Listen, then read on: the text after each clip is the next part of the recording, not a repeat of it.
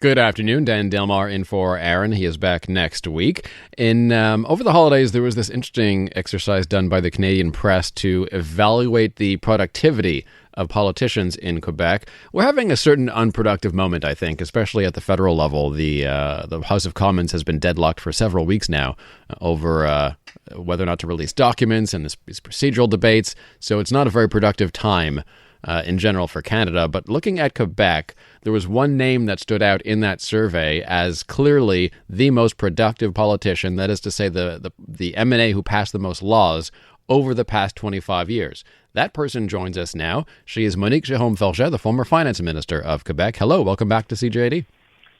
Hello, Dan. It's nice talking to you. Likewise. And we had a really great time on the Exchange show. You're one of the few politicians brave enough to do the full 2 hours with me in the evening. So that was a great experience as well, and a great chat. Appreciate that. Well, basically, I look as if I'm spectacular now.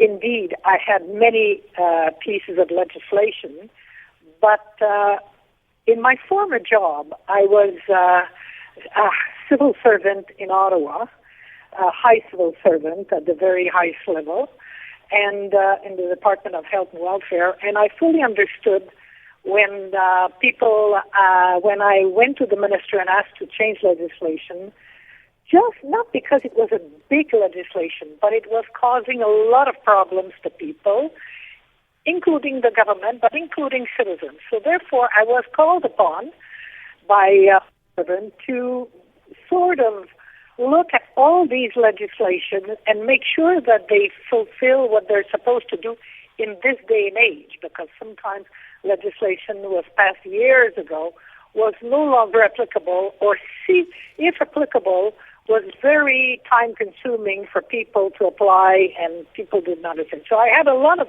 legislation like that. So indeed, you can say that I was productive. I had some pieces of legislation then that was more important, I would say, that I think in my book was very important for how we function. And that was building the two major hospitals in Montreal, including the Montreal Symphony Orchestra Hall, the La Maison Symphonique, where I introduced a legislation that was quite controversial, but it was the 3P type of approach, public-private partnership, and I had been highly influenced by the UK there. I had visited the UK to look at what they were doing, and the most important reason why I was so determined to apply this approach was that it required that whoever got the project had to be responsible for 30 years. And the reason why I like that is that politicians don't like to maintain things because it doesn't bring them votes. We're not crazy when we get elected. We want to get elected. And if you're going to just be there, the new road, you're going to get more brownie points than repairing the road that you have. And therefore, this is why, of course, I don't want to talk against Montreal, but looking at the roads in Montreal, the situation in which they are, I believe strongly, had they been done in a 3P project where whoever built a road had to be responsible for 35 years, I'll tell you a secret. It would be thicker, whatever they put on the road, so the maintenance wouldn't be so costly. So basically, they were all important legislation. Let's not kid ourselves. They were all important, but some were more important than others as far as a politician is concerned in terms of one changes fundamentally how we do things and why we do it. And so this was, I guess, my contribution then. Did you have a sense at the time that you were more productive than many of your colleagues? Well, listen, my colleagues, you see, the problem with my colleagues is that very often I had what they call boring legislation, because modernizing a piece of legislation, bringing it up to date, making it more user-friendly, for instance, with new technologies and stuff like that. So, of course, they were not enthusiastic very often. And the beauty of it, Dan, is that they let me do what I wanted to do. So that was very good for me because they were, for them, boring. They were, for me, very important. And certainly, for the overall government functioning, they were very important. So my colleagues, I guess, let me go ahead and do it. Also, I'll be very frank with you, I was not only Minister of Finance, but I was Treasury Board President as well, which is, to me, the most important portfolio in the government because that's where you control expenses. Well, I was in a privileged place to do whatever I had to do to be more efficient.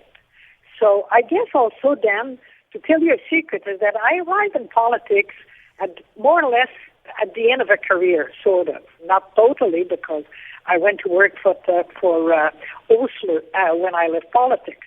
But generally, it was not a new career, and therefore my objective was to make things better. Basically, that was the objective. So I guess that's why you can say that I was productive. Monique Jerome-Forget joins us, former finance minister and Treasury Board President of Quebec. One last question. Why do you feel that politicians these days aren't as productive, and do you feel that social media and the internet plays a role in that? Well, even the media is guilty a bit, because they we know how we read the news. We know that we like to be, in a way, entertained, whether it's good or bad news, but we read it because it's interesting. So the media is not inclined to be of things, for instance, I was doing. By the way, the media, when I came up with the 3P approach for infrastructure, they were sort of, I believe, playing politics, as well as politicians and opposition. So, in a way, indeed, in this day and age, to me, I'm very respectful for media because I think they play an extremely important role. We have to be critical of what governments do. That's également a job of journalists and opposition. That's their mandate. But I guess the media has to be very aware of their role that they play and how important it is. Lastly, any thoughts on the Quebec Liberal leadership race? Do you have a pick? Do you have anyone you have your eye on? Well, listen, I won't say who I would support, but what I find very interesting, Dan, is that at least we have a number of interesting people who are involved in the leadership. So that shows that, to me, you see, I'm very proud of having been in the Liberal Party because historically, if you look at what the Liberal Party did in Quebec, I would say the majority, not all, but the majority of the major important legislation, be it human rights, a number of legislation, women's role, the Liberal Party in Quebec played a very important role, and I think it has a role to play in Quebec. And I'm very pleased because, frankly, to me, I do believe that the next election is going to be very important for the Liberal Party.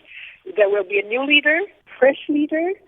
A lot of the people that are on the slate now are sort of more, new type of faces, which is good. So I'm very hopeful for the Liberal Party, and I'm very excited that we have so many people interested to go through the leadership process. Monique Jerome-Forget, former finance minister and Treasury Board President of Quebec. And by the way, just on the way out, I have to mention that I was wrong about the PPPs, the hospital PPPs. I apologize for that, and you were right. I think we're better off today with them. Okay, well, nice talking to you, Dan. Take care, Monique Jerome-Forget. I went pretty hard against the PPPs at the time, and I was wrong. I was just wrong. Didn't know what I was talking about.